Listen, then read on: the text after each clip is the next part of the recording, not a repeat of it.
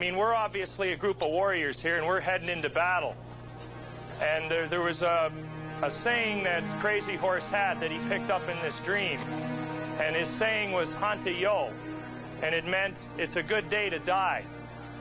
Okay? Ours will be, it's a good day to lose. You only go through this career once. So you can't afford to screw up. You can't afford to be making mistakes. We're going to keep growing the game and making it bigger and better. And as the money grows here, don't change. I want to be in a position to average out 1-5. Jesus Christ. You're fighting for a job here, and unless we see you be more assertive, you're going to Kentucky Friday morning. Why, Pinch? Why? You got no chance to get the puck anyways. Maybe it is time to think about 2 officials and 1 linesman. Should have a Canadian division. That's right. You can write you guys up there. $2 million, and that'll do it. If we continue to grow, then our shot in the barrel will come also.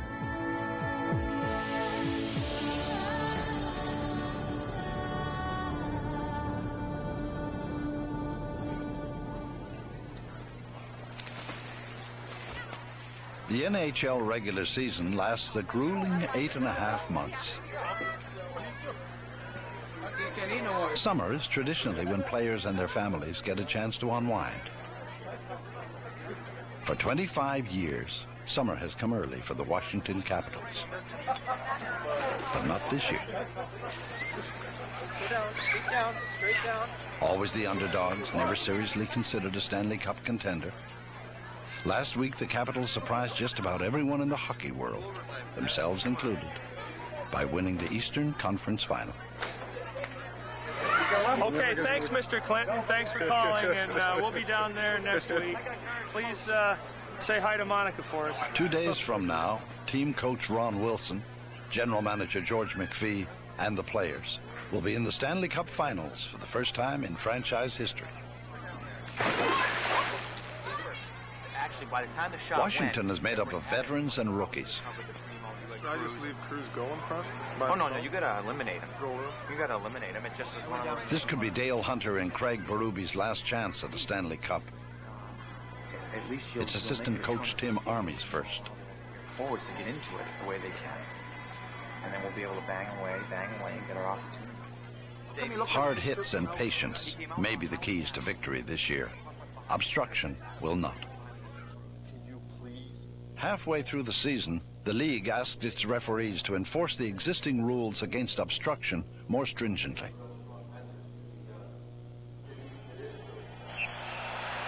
That's it! That's it! Since then, offense has been favored over defense, and speed and finesse over size. In front, off the post, they score! That's it! The bigger teams have suffered. Teams built on speed, finesse, and great goaltending have advanced.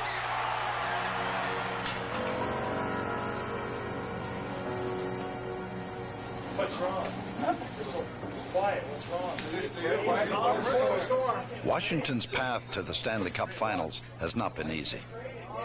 After eliminating Boston in 6 games and Ottawa in 5, the Capitals have to face the Buffalo Sabres. Known around the league as a man of many words, Coach Ron Wilson motivates his team for their last game against Buffalo with just 4. Skate, pass, hit, win! Wilson has been Washington's coach for just 1 year, but he is well aware of the team's reputation for choking. 1, 2, 3, We were always fearful as a team of that so-called Washington curse. You know, and it just seemed that as we went along, every time we got to that position of being up 3-1, we could hear this negative drum beat in the background. But tonight, even against the league's best goaltender, Dominic Hasek, the Washington curse finally gets lifted. The Capitals are headed to the Stanley Cup Final!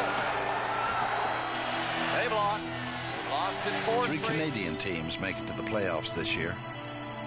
But neither Ottawa, Edmonton, nor Montreal make it past the second round. Oh, it's a long, tough road to the Stanley Cup. With the loonies sinking, player salaries skyrocketing, and the country's tax burdens holding firm, many in Canada fear that the next Canadian club's appearance in the Stanley Cup Finals could be a long way off. all the chances Bellows has had, unable to score, but he's the one that sets up. We never gave up. We got a heck of a bunch of character in this dressing room, and the job's not done yet, though. We got 4 more to go.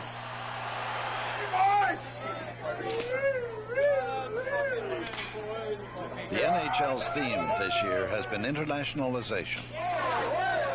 With players from 8 countries, the Washington Capitals embody that theme as well as any team in the league.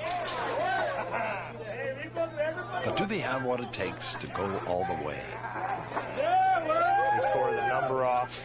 You just look and you say, boy, we've really accomplished something. We're only one of 2 teams left.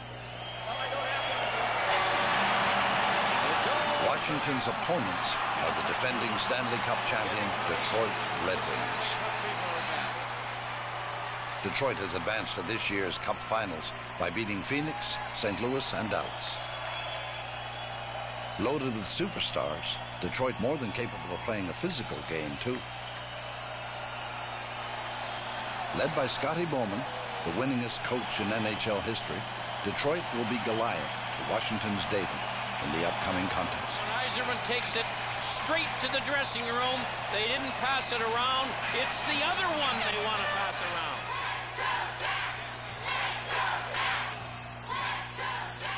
Many in the hockey world are predicting Detroit in the 4-game sweep.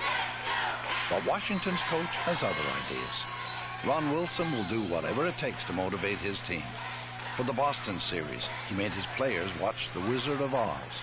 For Ottawa, it was Apollo 13. I think the better coaches aren't afraid to be a little unconventional in terms of motivating people. Being a parent, I think I understand 18, 19, 20, 21-year-old people as well as anybody. Wilson also uses more conventional coaching methods. Some need pats on the back and some need kicks in the rear end. You have to be able to motivate individuals, and you also have to paint a big picture for the whole team. Or even a shot right here, it goes wide. Especially if it's low, it'll be. The 17-day Olympics break has made this the longest NHL season on record. It's June 7th, 80 degrees outside, and the Stanley Cup Finals haven't even started yet. But Wilson and his Chargers don't seem to mind. Is this fun or what? You always wonder, hockey in June, that's got to suck, but it's pretty good. This team's as good as any in the league at getting in behind you, as being Wilson's strong. strategy is to key on Detroit's top players. With a lot of skill. Darren McCarty, Martin Lapointe, Fedorov, Yzerman, all of these. But because Detroit has at least a dozen top players, keying on them may prove difficult. Of making sure that Ole only sees one shot. You'd be the first Slovak with the name on the cup. You and got to do it, man. You never know. This could be your last chance. Just by getting here, the Washington Capitals have already done the impossible. But in a season full of surprises, Ron Wilson doesn't see the harm in hoping for one more. Don't score! Score! Oh, I haven't even felt any pressure. I wouldn't think many people are expecting us to win the Stanley Cup. I don't think the expectations outside of this room are very high. I know inside we are expecting good things to happen. I know our team believes that they can win.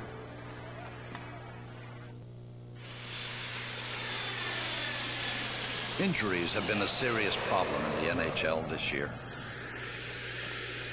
But Washington's injuries make them optimistic now. They arrive in Detroit healthy for the first time all season. We lost 480 man games to injury over the course of the season. Had everybody been there for the full season, when we played with a lineup that some teams are lucky enough to play with, I'm talking about healthy almost every night, who knows, we might have finished second or third in the conference and people would have been talking about us. So with all of that adversity, we've become a better team, learned a little bit more about ourselves and how to be resilient and how to be flexible. There's a lot of pressure on us individual-wise because we never know when we'll be in this situation again. You never know when you're going to be this close to winning a Stanley Cup. So we can't go into this being satisfied that we've just made it this far. We've got a legitimate chance of winning a cup, and for some of the guys in this dressing room, it's probably their last chance. And so we're going to put a lot of pressure on ourselves to try and win this thing. In keeping with hockey tradition, rival teams are permitted to watch one another practice. For Ron Wilson, Detroit's head coach is more than just another opponent. In his 25 years as a head coach, Scotty Bowman has been able to adapt to every change the game has thrown at it. I've coached against Scotty Bowman before. Scotty's without a doubt the greatest coach of all time, and that makes this even better. If you want to be the best, as a team, you want to play the best. As a coach, you want to face the best coaches. I'm going to enjoy this, that's for sure. This is the time of your life from a coaching point of view that you should enjoy it. You're going down. That's just amazing what Scotty's record is. This is 12th final, and he's won 7 times. That's unbelievable. I'm just trying to win once. Detroit was second in the league in overall scoring this year. The Red Wings' power play is devastating. The day before Game 1, the Capitals must figure out how to contain it. A couple of wingers stretching. Another little thing here in this building, the boards are very lively. If you shoot the puck wide, the puck comes right back out in front of the net. It's something for our penalty killers to be aware of, but it's also something that we can use as a power play. For all their talk, if we're patient, we'll generate our opportunities like we have against our other opponents in the playoffs. The Caps are in Detroit, Hockey Town. There's no getting around it.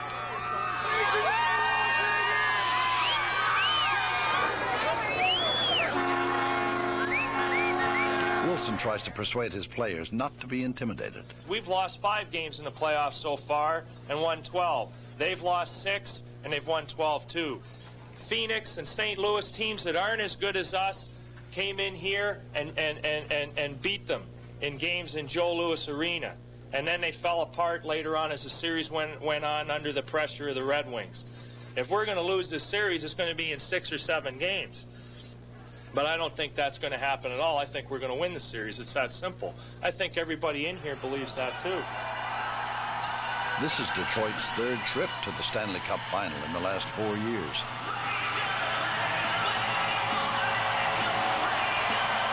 The Red Wings know what they're getting into. The Capitals do not. 1, 2, 3, Our team went out there, honestly, really, truly believing that we were a team of destiny and we were going to win the Stanley Cup. I don't think our team felt it until they went out and the introduction and the camera, like, literally right in your face. The whole atmosphere, looking across and knowing that you're playing for the Stanley Cup, I think it hit us in the face like a cold face cloth. Game 1 is underway. Make something happen. Let's not wait for it. It's a key for any team in the NHL to score first. Statistics over the last 5 years show a team scoring first wins about 70% of the time. Come on, little enthusiasm, gang. We're in the finals. If you're down 1-0, the players start to feel this sort of antsiness. We've got to score the next goal, or we're down 2-0. If you can score 2 goals, you increase your chances exponentially of winning the hockey game. We got it back to 2-1, but we couldn't tie it up. And that's what scared me the most is from that point on, it was like this light went on and said, we're playing the Detroit Red Wings. They're much better than us.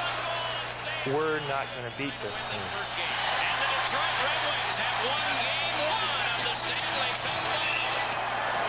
We don't beat ourselves very often, but that was a game where we had 2 shifts.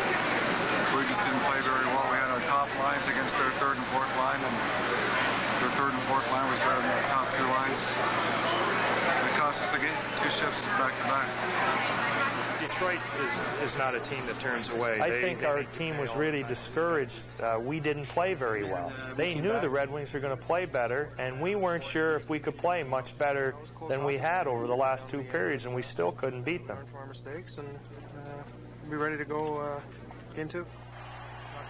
After Game 1, Bowman uses the media to send the Capitals a message. Real good game for, first game of the finals, and I thought we played pretty well in the 3rd period. 2nd period, we got to do a lot better than that.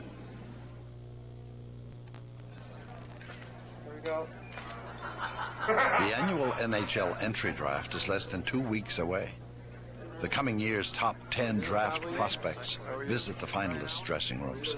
Top guys for this year's draft, ready for the game. You're doing coach's corner. And you guys want to suit up tonight? Scotty might be able to fit you in. We will. Absolutely. Good luck, guys.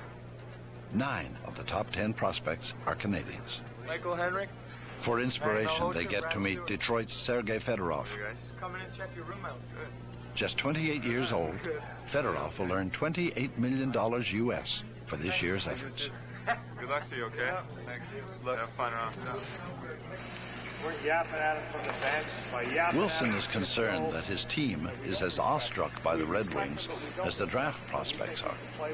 Let's just come ready to play, relax, have some fun, and realize, truly believe here that we can beat this team. To me, we're in the finals here, and it's not by luck like everybody wants to say. We've beaten some pretty good teams.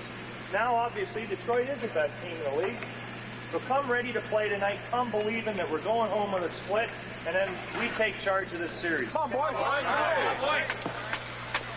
Wilson has screened no impossible dream movies here in Detroit. He's told his team that if they couldn't get up for this one, there must be something wrong with them. But he feels something is needed prior to Game 2. So he takes a different tack. A story about an Indian chief who never died in battle. You guys know what a hamblacheapi is? Sai or chief? It's an Indian word. It's Lakota Sioux, though. A hamblacheapi is a vision, and an Indian, especially a warrior like a guy like Crazy Horse, would dedicate his life to that vision and dream. I mean, we're obviously a group of warriors here, and we're heading into battle. And there was a saying that Crazy Horse had that he picked up in this dream. And his saying was, Hanta Yo. And it meant, it's a good day to die. Okay? Ours will be, it's a good day to lose. We have to play today's game. We can't be afraid to lose. So we go out there and we battle in the Detroit Red Wings tonight. We don't show them any respect. And if we're not afraid to lose the hockey game, we'll all come in here winners at the end. Courage and spirit in battle. We go out there, give it our all. We're not afraid to lose. We'll all be better for it. Let's go, guys. Have a good one, fellas. Good luck.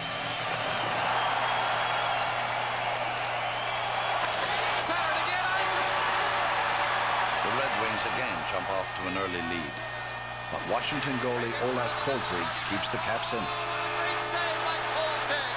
Game 2 is filled with highlight reel goals and end-to-end action. If the rules against obstruction continue to be upheld, this is what next year's NHL games could be like. I thought for sure we were going to win the hockey game. We played very well for 2 periods. We got some great goals. I remember Adam Oates' goal. He stole the puck, went in, put it in the top shelf. It's an incredible move, incredible goal. We've decided, we've relaxed, we're not afraid of losing.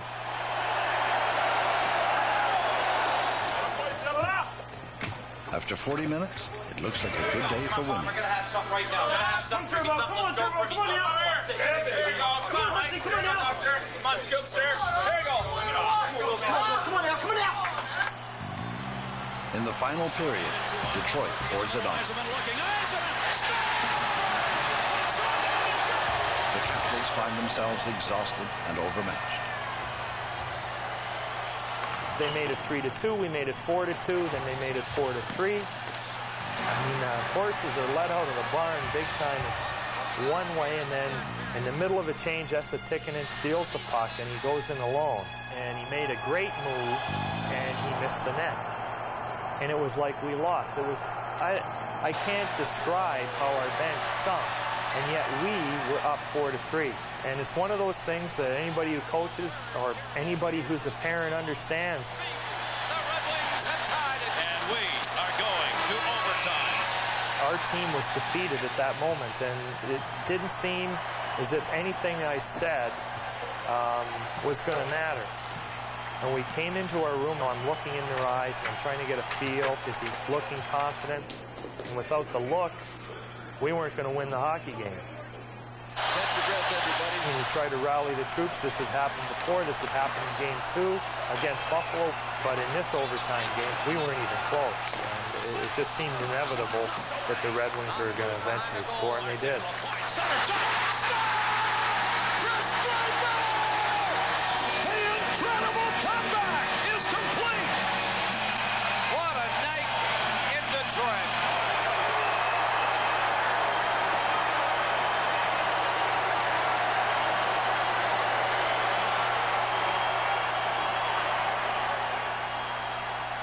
The first game they could have won.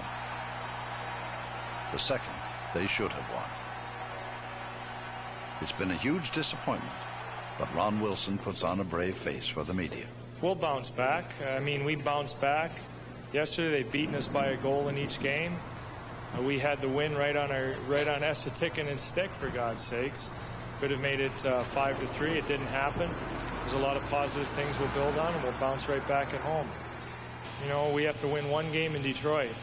If it takes 4 tries to do it, so be it. We'll bounce back at home.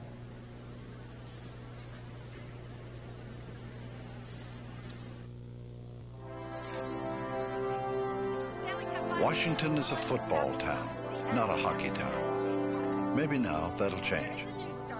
Lord Stanley has pushed Ken Starr right out of the headlines as this town has gone completely cut crazy. For 25 years, the Capitals have been also Rans, with the attendance figures to prove it. Every player's name is on. But the Stanley Cup Finals are finally here. For the Capitals and for NHL head office, it's a perfect opportunity to grow the game.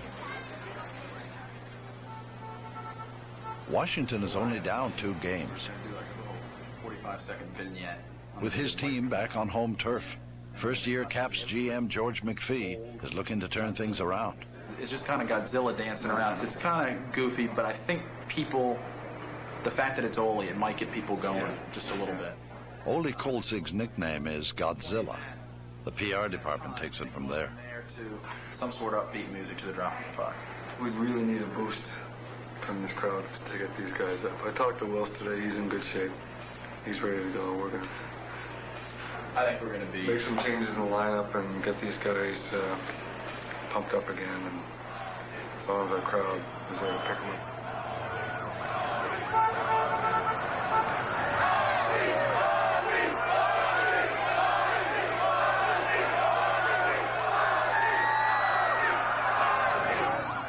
Police escorts are nothing new on Capitol Hill. But tonight, the Detroit Red Wings are bringing someone very special to Washington's MCI Center. What was the Red Wings' motivation as opposed to ours? Vladimir Konstantinov's at every game. There is nothing in my bag of tricks that I could ever go where the Red Wings could go in terms of emotions when it comes to Vladdy Konstantinov. Suddenly, Godzilla seems pretty inadequate.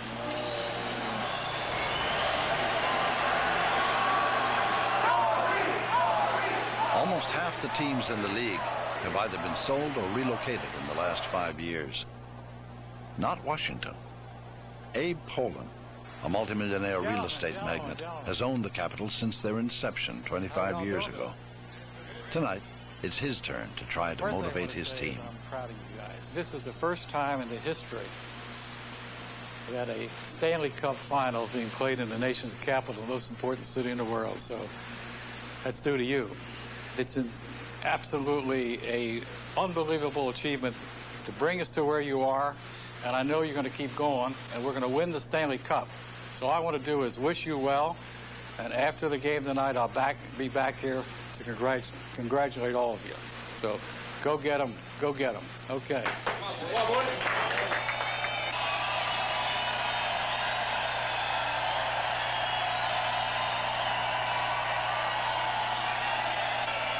We're just watching TV, and they call one of our lines the capital punishment line. What's capital punishment mean? What's capital punishment? Death? The death penalty? So it's death penalty on the Detroit Red Wings, in other words, capital punishment? Is that what this is? For Game 3, Wilson goes back to hockey's beat-em-in-the-alley basics. Okay. Hunts, Chief, Cy. He sends out Dale Hunter, Craig Berube, and Chris Simon. Arguably as tough a first line as exists in NHL hockey. Oh, yeah, baby! 1, 2, 3, jump! In theory, Wilson's strategy could work. Game officials have been instructed to give the players more skating room, but clean hits are still allowed. I don't think there's any reason why that won't change going back in the other guy's building. Just before Game 3, the NHL's Director of Officiating, Brian Lewis, meets the referees and linesmen. to discuss how tonight's game should go. Overall, the faceoff's been very good throughout the two games. Just be aware, especially in the corners, as the game goes on, that they're going to be a little jumpy. You have to use a little more patience with them, talk to them a little bit, especially if the score is very, very close. And every face-off, end zone face-off, becomes very, very important to the game. The game's going to be very fast. It's a big game. Welcome to Game 3 of the 1998 Stanley Cup Championship. Come on, Steve. Meanwhile, Eisman down the left side, cuts in front. The game has barely started. Wilson's tough guy strategy falls apart. Third game, scored like 25 seconds. All our plans went right out the window. It wasn't the fact that they scored the first goal. It was the fact that their first scoring chance always was a goal. It could be 25 or 30 seconds into the game. It could be 10 minutes into the game. We make a mistake, boom, it ends up in our net. The Detroit Red Wings are 3-0. The Red Wings were feeling confident. We weren't, and we were playing catch-up hockey with a very good, a well-coached team that has been there before. It's as simple as that. Detroit Red Wings are one game away. Ron, how deep is the disappointment tonight? Well, I mean, Dave, I don't want to answer questions where the answer's obvious. The coach has run out of motivational ideas. Team veteran Brian Bellows picks up the slack. And they're going to have that killer instinct even more. And we just have to look at it. You can't look at it as, hey, look at there's 4 games to win. We got to look at, let's just get that first one.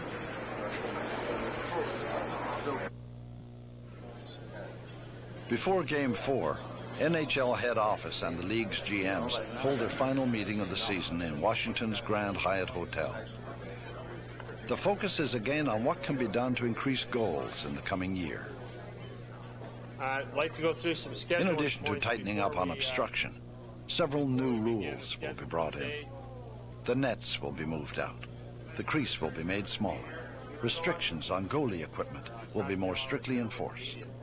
I know some of the managers and assistant GMs are planning on getting out of here today, but this is a very important function, and the media are anxiously awaiting an opportunity to discuss with you some of the rule changes that are on the agenda for later. We're working on some fine-tuning. We're going to recommend to the governors that the net be moved out a couple of feet. We're going to look at 2 referees. We're going to fix the crease rule. We're going to keep up the obstruction vigilance and move forward. None of the rule changes will affect the outcome of this year's final, but they should make next year's games more exciting for the fans. Good evening, everyone, and welcome to the NCI Center in Washington for Game 4 of the Stanley Cup Finals. The last team to come back from 3 games down in a Stanley Cup final was the Toronto Maple Leafs in 1941. For Wilson and his team, the only bright spot may be that the Leafs did it against Detroit. Once again, despite best efforts, the Capitals come up short. When I think back to the finals now, they came. You look in some people's eyes, they realize they may never come here again. Maybe the Washington Capitals didn't fully appreciate how rarely Stanley Cup opportunities come along. But even if they had, Scotty Bowman doesn't think it would have made a difference. What Scotty said, actually, to be honest with you, was there's not much you could have done, Ron. Our team is that much better than yours. And I didn't take that as an insult at all. Basically, Scotty was right.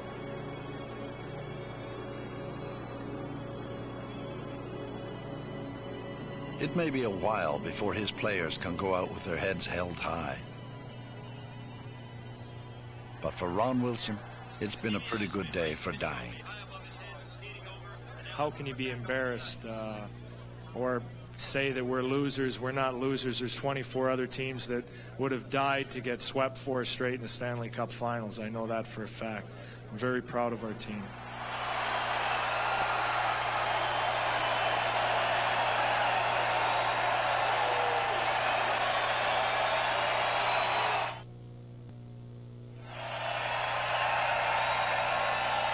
There have been many surprises in the NHL this season. Washington's appearance in the Stanley Cup Finals has been one of them. Brian Burke's departure from NHL head office is not. I had told Vancouver I was not available to speak to them about the job until the finals were concluded, and that evening, Steve Bellringer, the president of Orca Bay, called and offered me the job, and we finalized the deal at the end of that week. Without further ado, I'd like to introduce 6 days later, Burke takes over as the new president and GM of the Vancouver Canucks. Joe Thornton.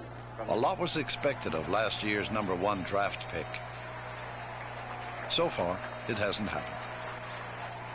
Joe Thornton doesn't play a regular shift. He scores just 3 goals all season. National Hockey League, and the Bruins lead it 2-0. Sergei Samsonov.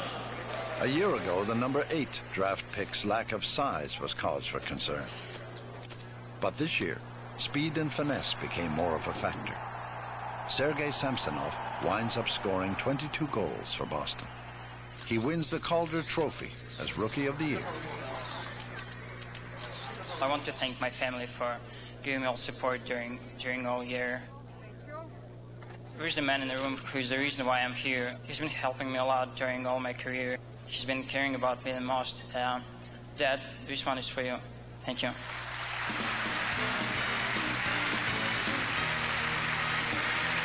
Samsonov's coach guides the last-place Boston Bruins into Stanley Cup contention. Pat Burns is named Coach of the Year. As you well know, the position of general manager in the National Hockey League is one that is very demanding. In June, Ottawa Senators GM Pierre Gauthier quits the team, saying he wants to spend more time with his family. I'm not going to Anaheim. Not to work for the Mighty Ducks. I do not have the right to steal anybody's job, and I wouldn't do it to anybody, and certainly not to Jack Ferraro. 6 weeks later, Ducks GM Jack Ferrara is demoted by the new Ducks president, Pierre Gauthier, who names himself the new GM. Fired as Vancouver Canucks president and GM, 8 months later, Pat Quinn becomes coach of the Toronto Maple Leafs. Edmonton's former star goalie, Curtis Joseph, also joins the Leafs for $24 million US over 4 years. I'm responsible to the owner here to run it. A year ago, everything was up in the air, from who we would pick at 4 and 5 to who would own the New York Islanders. A month before the end of the regular season, the New York Islanders GM fires the team's coach. Mike Milbury coaches the team himself the rest of the way. The Islanders finished 19th overall. It has been amusing, frustrating, whatever adjective you choose. I could probably find a part of my life to fit over the last few years, not just this past year. But in the end, what emerges is I have a coaching job in the National Hockey League. I have the ability to make trades. We've got new owners, you know. That's the hockey world. That's the cycle of life in hockey. And entertaining, yes, not only on the ice, but off. The NHLPA's executive director surprises many this year by being so agreeable. First, Bob Goodenow lets the players participate in the Winter Olympics. Then he goes along with the league's proposed rule changes. During the summer, player members' salaries again go through the roof. There's some real hard issues facing the game today, but we're being challenged right now. I guess on balance, I think that Gary has brought a different type of professionalism and approach to the game from their side, which I think is good. That's important. Hockey needs that. But we need to balance that with sensitivity to the game, sensitivity to the players, and really understand, this intangible, what really makes it sizzle. The Nashville Predators succeed in finding 12,000 season ticket buyers. In the expansion draft, the NHL's other teams offer Nashville GM David Poile no stars and no prospects. Anything other than a last-place finish will be a surprise. The Edmonton Oilers' highly respected president and GM gets inducted into the Hockey Hall of Fame. After mulling over several other job offers, Glenn Sather, to the relief of the team's new owners, decides to stay on in Edmonton. I think hockey has gone through a bit of a transition this year that we've had to make some adjustments with the rules. It seems like we're always doing that, but I think that we're getting to the stage now that, you know, we have the ability to analyze the problems that our game is presenting to us. What I'm really worried about in the future is whether we can remain competitive, not on the ice, but when we start to write the checks. And I'm speaking from a Canadian point of view, that we're all handicapped because we pay the players in U.S. currency and we bring in Canadian currency. And as you know, there's a huge difference today. The saving grace that I see down the line is that, you know, television is going to be a better market for us because we're getting more cooperation from the league and we're getting a lot of help from the league that we didn't have 8 or 10 years ago. So it's a year that I see that a lot of things have happened. There's been a lot of change, but a lot of good change. You know, if there's been problems, we now know where they are and we're going to rectify them. If we do that, you know, maybe we can survive for another 100 years. The New Ice Age, a year in the life of the NHL on CBC. Brought to you by Bell, connecting you to the people, places, and things that matter. And by Ford, for now, forever.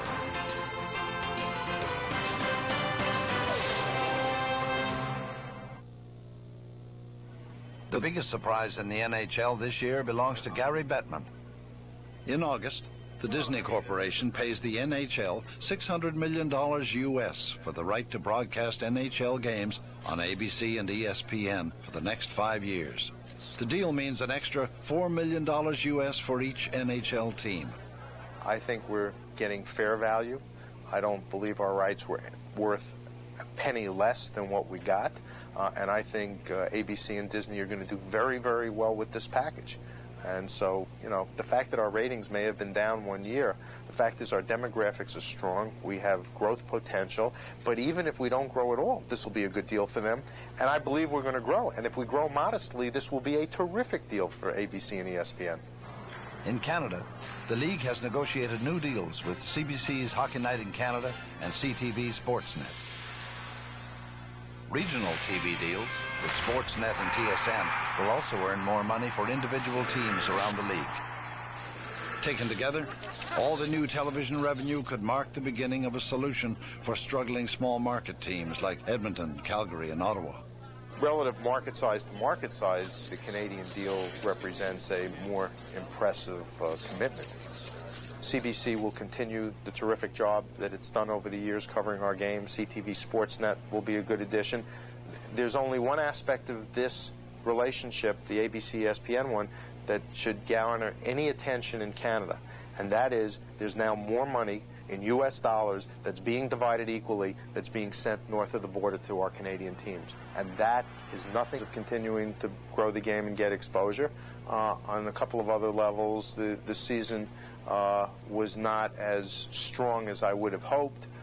The timing of the Olympic break and what we had to do with the season hurt our television ratings. That happens.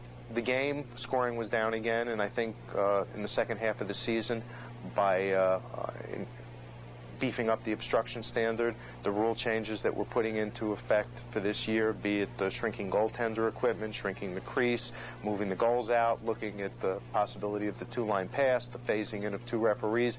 These are all things that we think can help fine-tune the game and restrike the balance a little bit more in favor of offense. This is a great game. The game's in terrific shape, but if we can do a few things as we've tried to make it better, we're going to do that. Because we are the national pastime of Canada, and it's very important to us that we stay the national pastime of Canada. That's where the roots of this game are. This is a diverse country and a broad country. Now, what is it that you do have in conversation? If you're from Toronto and you're talking to somebody from Edmonton or Red Deer or Prince Rupert, what is there in common? And hockey is one of those things in common. and never to be underestimated, you know, in that way, in a place, in a time where things in common don't come easily. Canadian hockey fans continue to worry about the state of their game. In Ottawa, the Mills Committee on the Study of Sport continues to sit. But the NHL's big American TV deal is finally here. The league's new rule changes should make next year's games more exciting. And this year, the NHL's top decision makers have shown that they are ready to make whatever changes are necessary to improve the game. Will it all work out? NHL seasons are always full of surprises. Chances are the coming season will be no exception. I love the game itself, the speed, the action, the edginess, the emotion of it, the tempo of it, the ebb and flow of it, and the sheer skill of it. The ones that rise to the very top are the ones that seem to be the most intelligent. Great physical skill alone doesn't allow a guy to be a great player. And you have to learn to work with other guys, and that's really important. If there's anything you like about a sport, we have it. You know, you like hitting, we got hitting. We got hitting at high speeds. We have, you know, these great collisions that occur. You like speed, it's the fastest game you can play without an engine. You like finesse. The only way you're going to see more finesse than you see at a hockey game is if you go to the ballet. We have it all. To me, it's the best team game that exists.